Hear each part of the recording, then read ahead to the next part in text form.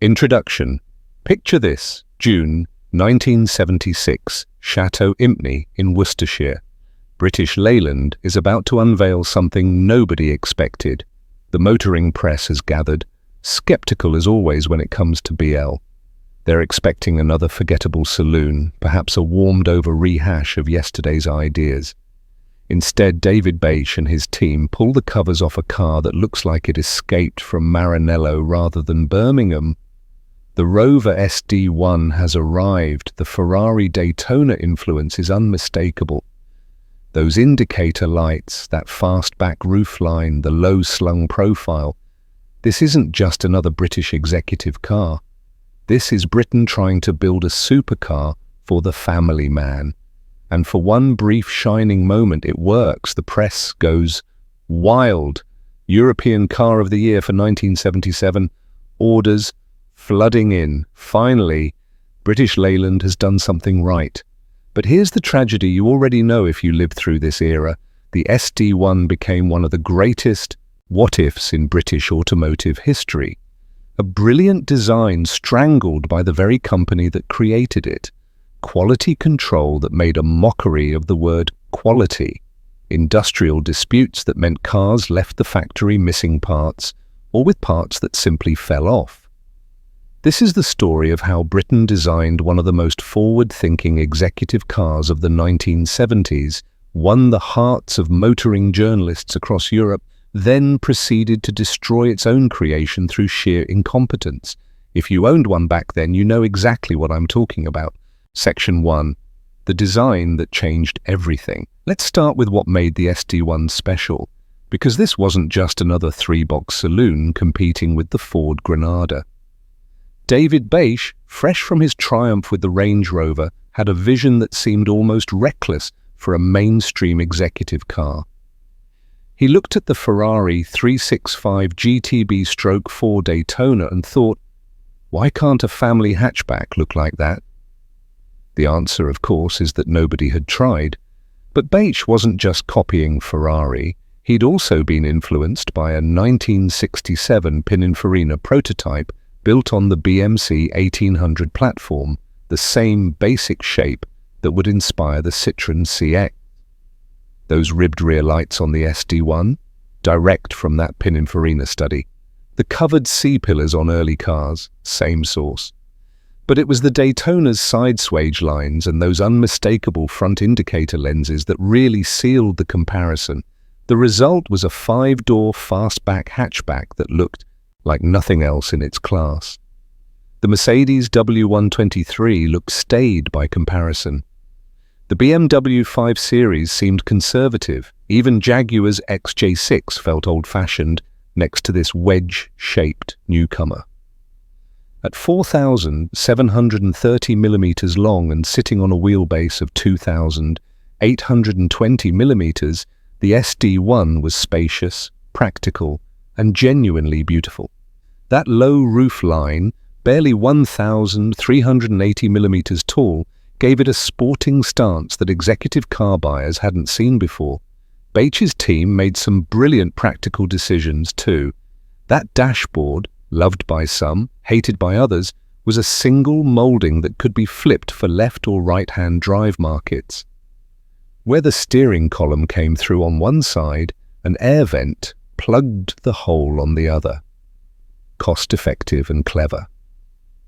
The instrument binnacle sitting on top of the dash, rather than integrated into it. Same principle. One design, all markets. This was British. Leyland, trying to think globally, even if the execution would prove to be painfully local. Section 2. The engine that made it possible. Under that long, Ferrari-inspired hood sat the jewel that made the whole concept work. Rover's legendary all-aluminum V8. And here's where the story gets interesting, because this wasn't even a British engine originally. Back in 1960, Buick designed this 3.5-litre compact V8 for their compact cars. Light, powerful, smooth. Then Buick moved on to bigger things, and Rover's engineering director, William Martin Hurst, spotted an opportunity. Rover bought the design and tooling lock stock and barrel in 1965 for the princely sum of around £80,000.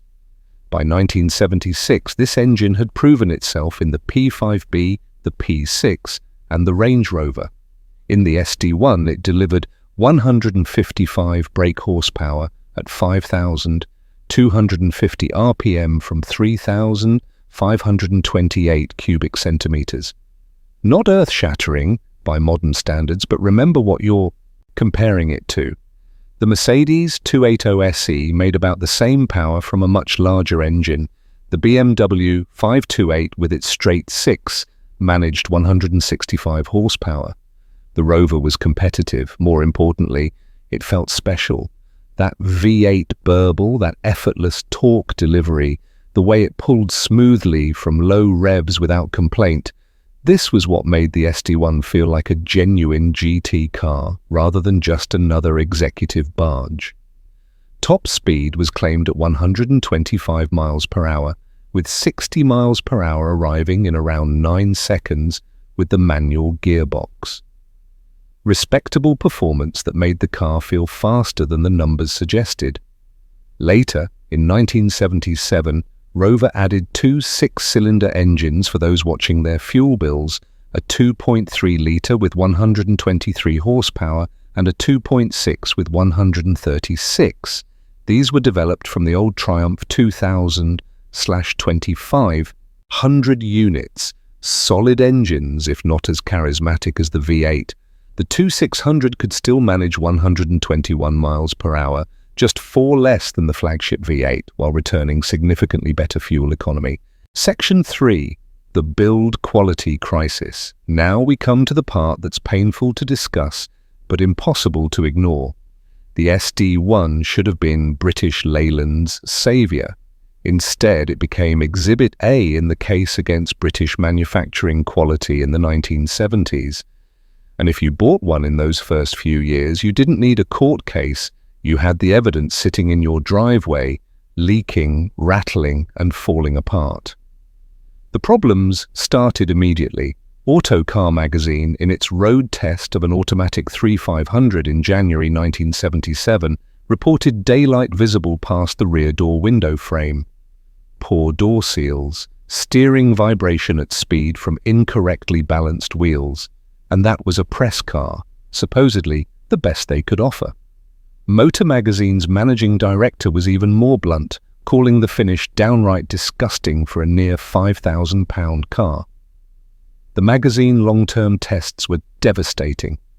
Autocar ran their 3500 for a pate year and 11,900 miles. They reported gaps between the windscreen and pillars that let in rain and drafts, a badly fitted hatchback door, front doors that needed rehanging just to close properly. The general fit and finish was, in their words, poor by any standards. They particularly hated how the doors shut, with what they described as a cheap-sounding clang, entirely inappropriate for a car claiming executive status. Car Magazine's 20,000-mile test was no better. Numerous defects plagued their car. They complained that the boot carpeting looked like a DIY job rather than something from Britain's most modern car factory. These weren't isolated examples, this was systemic. The factory at Solihull, built specifically for the SD1 with government money after British Leyland's bankruptcy in 1975, should have been state-of-the-art. Instead, it was producing cars where paint peeled, interior trim fell off, and basic assembly quality ranged from poor to non-existent. The industrial relations climate made everything worse. Strikes, work-to-rule actions, and what can only be described as malicious compliance from workers who felt betrayed by management meant that quality control was essentially absent. Cars would arrive at dealerships missing parts, panel gaps measured in centimeters rather than millimeters. Early cars were spectacularly rust-prone, with corrosion attacking wheel arches, sills, valances, floor pans, door bottoms, the scuttle, and the McPherson strut tops. The SD1 was rusting faster than cars built a decade earlier. Section 4. The Racing Redemption. Here's where the story takes a turn for the better, because while the road cars were disappointing their owners, the racing SD1s were conquering circuits across Europe. This is the part of the SD1 story that proved the fundamental design was sound, brilliant even, if only someone competent had been building them. British Leyland Motorsport began developing racing SD1s in 1979, working initially with David Price Racing. 2 cars were ready for the 1980 season with Jeff Allen and Rex Greenslade driving. They showed promise, notching up a win at Brands Hatch and taking the Empire Trophy. But everyone knew this was just the beginning. For 1981, BL made the decision that would define the SD1's racing legacy. They hired Tom Walkinshaw Racing. TWR took the basic package and transformed it into a giant-killing touring car. The 1981 season saw the SD1 rack up 6 wins from 11 rounds, with 4 of those being 1-2 finishes. The 1982 season brought even more success and the overall class title. Then came 1983, and this is where it gets controversial. TWR's SD1s, driven by Steve Soper, won every single round. Every one. Soper was champion, surely? Not quite. Frank Sittner, who'd left TWR after falling out with Walkinshaw, filed a protest about the legality of the Rover cars. Walkinshaw counter-protested Sittner's BMW. The legal battle dragged on for 6 months after the season ended. Finally, Lord Hartley Shawcross heard the tribunal, the verdict. The Rovers were illegal due to bodywork irregularities and engine installation issues. Every car disqualified. The championship handed to Andy Rouse in an Alfa Romeo GT-V6. Austin Rover, outraged by what they saw as inconsistent scrutineering, immediately withdrew from the British Championship to focus on European racing. Whether the disqualification was justified or political remains debated to this day among those who remember, but the SD1's racing story wasn't over. Andy Rouse, the man who'd inherited that controversial 1983 title, took an SD1 and won the 1984 British Touring Car Championship properly, taking 7 victories from 11 rounds. The TWR cars continued dominating in Europe through 1985 and 86. Jeff Allen won the RAC Tourist Trophy in 1986. Tom Walkinshaw himself won races in the Bastos liveried cars that became iconic symbols of 1980s touring car racing. The racing SD1s used highly tuned V8s pushing well over 250 brake horsepower. They proved that the basic chassis, despite its simple live rear axle, could handle like a proper sports sedan when properly sorted. The suspension geometry worked, the brakes could be upgraded effectively, and that V8 responded beautifully to race preparation. Everything the road cars should have been, the race cars were. Section 5. The Vitesse saves face. By 1982, Rover had finally learned some lessons. The Series 2 facelift brought flush-fitting headlamps, a larger rear window, bigger bumpers, and, crucially, better build quality. Production had moved from Solihull to Cowley, and the new facility seemed to have better control over assembly standards. Interior trim improved with the return of wood and leather that Rover buyers expected, but the Series 1 had abandoned in the name of modernity. More importantly, the racing success had created market demand for a proper performance version. Enter the Rover Vitesse in late 1982. This was what the SD1 should have been from the start, a fuel-injected 3.5 V8 making 190 brake horsepower at 5,250 RPM with 220 pound-feet of torque. That extra power came from Lucas L. Jetronic fuel injection, borrowed from technology Rover had developed for emissions-strangled markets like the United States and Australia. The Vitesse sat lower on uprated suspension, wore distinctive multi-spoke alloy wheels, and added big spoilers front and rear that actually generated downforce rather than just looking aggressive. Larger front brake discs borrowed from police specification cars brought the stopping power up to match the performance. The result was a car that could hit 135 miles per hour and dispatch the 0 to 60 sprint in just 7.1 seconds. Genuinely quick by mid-80s standards. More importantly, it felt like a cohesive performance car rather than a tarted-up executive sedan. The stiffer suspension controlled body roll without destroying the ride quality. The broader tires, developed partly through racing experience, finally matched the chassis' ability. TR magazine famously described it as a poor man's Aston Martin, and they weren't wrong. Against a BMW 535i, the Vitesse more than held its own, offering similar performance with more character and at a lower price. The first Vitesses sold for £14,950, expensive, but you were getting 190 horsepower and genuine 135 mile-per-hour performance. Of the 3,897 Vitesses built over its production run, only 363 had automatic transmissions. Most buyers wanted the 5-speed manual to make the most of that torquey V8. In 1985, Rover built 500 twin-plenum Vitesses to homologate racing improvements. These Ultimate SD1s had 200 brake horsepower and became the most desirable version of all. Today, a proper twin-plenum commands serious money. The best examples have sold for over £20,000 at auction. Even standard Vitesses in good condition now fetch £10,000 to £15,000, showing that collectors have finally recognized what should have been obvious from the start. Properly built, the SD1 Vitesse was one of the best driver's cars Britain produced in the 1980s. Section 6. The American Dream That Failed. Let's talk about the Great American Adventure, because this is where British Leyland's ambitions truly exceeded their grasp.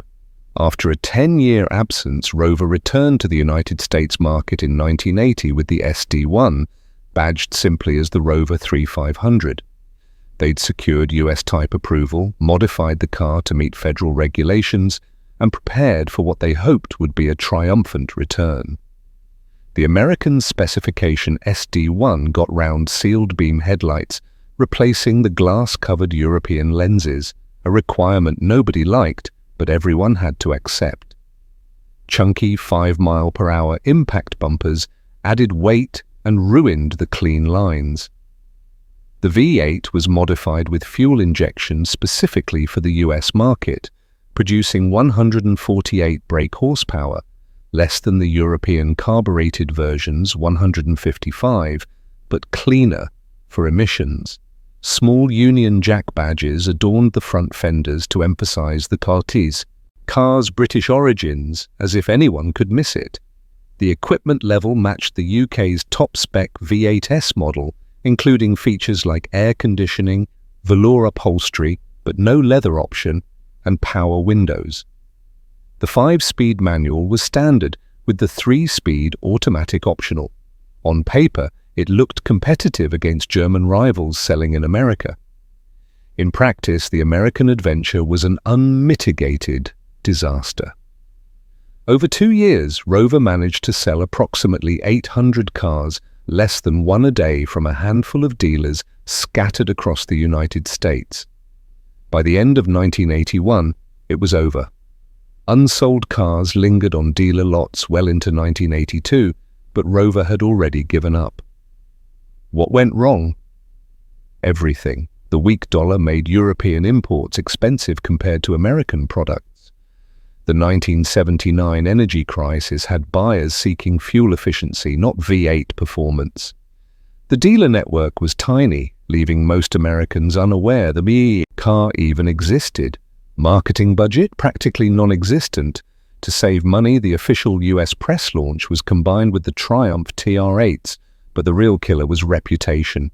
Word of the SD1's quality problems had crossed the Atlantic, and Americans who remembered the reliability nightmares of MG and Triumph in the 1970s weren't eager to try Rover. So there you have it, the complete tragedy and occasional triumph of the Rover SD1. Over its 10-year production run from 1976 to 1986, approximately 303,000 examples rolled out of Solihull and later Cowley. That's actually not terrible for a specialized executive car, but it should have been double that number. The design was that good. In 1977, it won European Car of the Year, beating the Audi 100 C2. It conquered touring car racing across Europe, winning championships and proving the chassis worked beautifully when properly prepared. The Vitesse showed what British performance engineering could achieve when it wasn't strangled by corporate dysfunction. Even today, a well-maintained SD1, especially a Vitesse, is a genuinely desirable classic that drives as well as it looks. But we can't forget the darker side of this story. The quality control that made British Leyland synonymous with British Elend, German for misery.